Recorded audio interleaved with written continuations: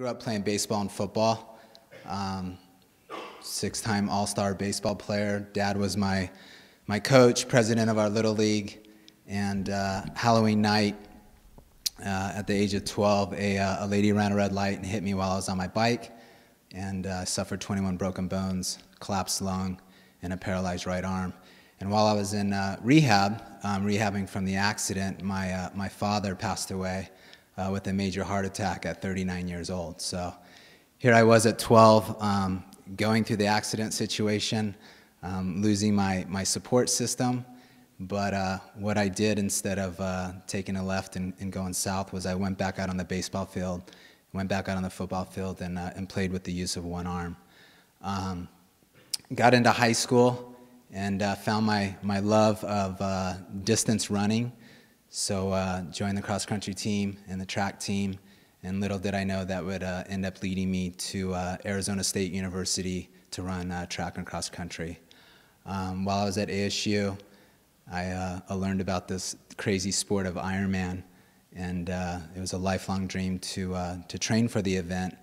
But you know, having the use of one arm, I didn't know how we were going to manage the 2.4-mile swim.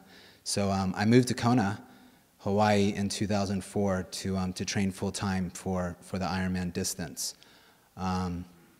Little did I know that God had a plan to use my gift in the sport to travel the world and be able to race in many different countries, and being able to inspire other people that there are no limits in life. So in 2008, not only did I do the Ironman, but I completed the Ultraman World Championships, which is here on the Big Island, which is a double Ironman.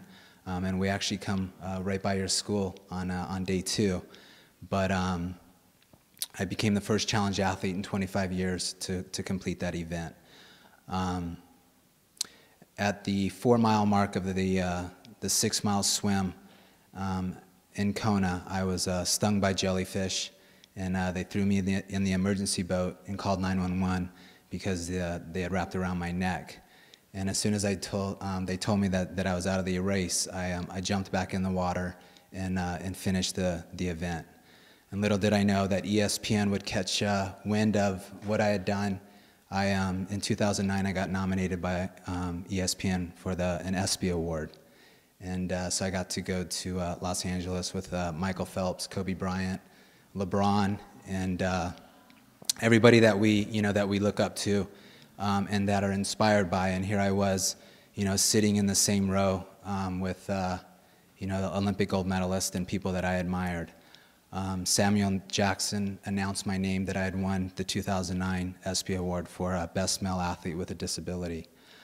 I took that award and used it as a platform to be able to inspire people on another level than what I was doing at the Ironman distance level. So we took that award and created an event called Epic 5, where we do 5 Ironmans on 5 Hawaiian islands in 5 consecutive days. I did that in 2010, 2011. In 2011, I signed with the largest sports manufacturer company in the world, Nike, and I've been with them for 2 years. A dream come true, walking the halls with Tiger Woods, LeBron James, looking at them and having them look at me the same way with admiration. And not only being a Nike athlete, but being able to get into the design process of developing shoes and product that you guys are wearing today.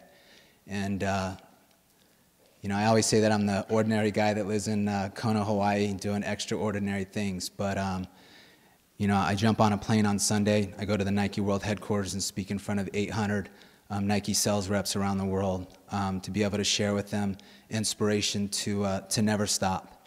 And that's my motto: never stop dreaming, never stop believing. I once thought that I was a broken child, where I lost the use of my arm and lost my father. And here I am, traveling around the world with the largest shoe manufacturer, having the support from them, being able to use it as a platform to design product and work on things that I see you guys wearing today. And it's an inspiration to me. And it's something that gets me up every single day to put in my 8 hours of training. Next month, I'll do the Epic 5 event, where we'll do an Ironman in Kauai, Oahu, Molokai, Maui, and here in Kona. 5 consecutive days. I'll jump on 5 airplanes and do 15 hours a day nonstop.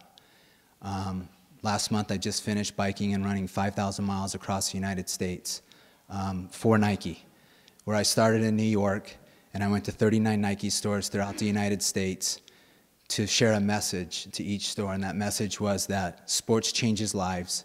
It changed my life, and at the same time, being able to share product with these stores that we're doing with Nike, where we're taking recycled polyester and recyclable goods and making shirts and shoes out of it. The Olympic athletes that you saw this year in the Olympics were wearing product that was made out of recyclable bottles. And so, again, being able to wear the Nike swoosh and representing Nike on the athlete level is a dream come true.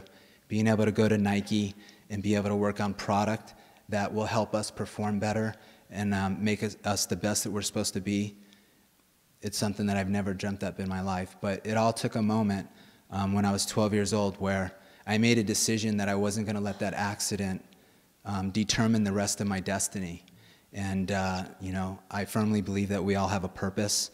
You know, God obviously had a purpose in my life, that I was still that athlete after the accident as I was before the accident. And I probably wouldn't be doing the things I'm doing today if I didn't have that accident. You know, I'd be a self-centered baseball player going after, you know, the money. But now I'm an athlete that, you know, asks God every single day to give me direction. And that's why I'm here today. You know, when Steve asked me to come here and speak to you guys, it was no question to be able to, you know, share my testimony to you in hopes that I can inspire you to never have any limits in life. And, you know, never stop believing and dreaming in the things that you want to accomplish. And I look forward to seeing you guys as the face of Nike. You know, I see a lot of football players in here today. And how about we get a round of applause for the football team and cross country and track team and all the sports. For some crazy reason, God's chosen me to have this gift of doing ultra distance, you know, races around the world in order to inspire people. But you know, if I'm being used in order to share my testimony, sign me up. But my hope and dream today was to see the academic side and the sports side of you guys to be able to just go for it and remember the words, never stop. You know, you get knocked down 8 times, you get up 9, and never let anybody tell you that you can't achieve anything that you want in life. I remember when I couldn't even get a free pair of shoes from a shoe company, and now here I am, you know, designing shoes for Nike and being a Nike athlete. So never stop. Thank you, guys.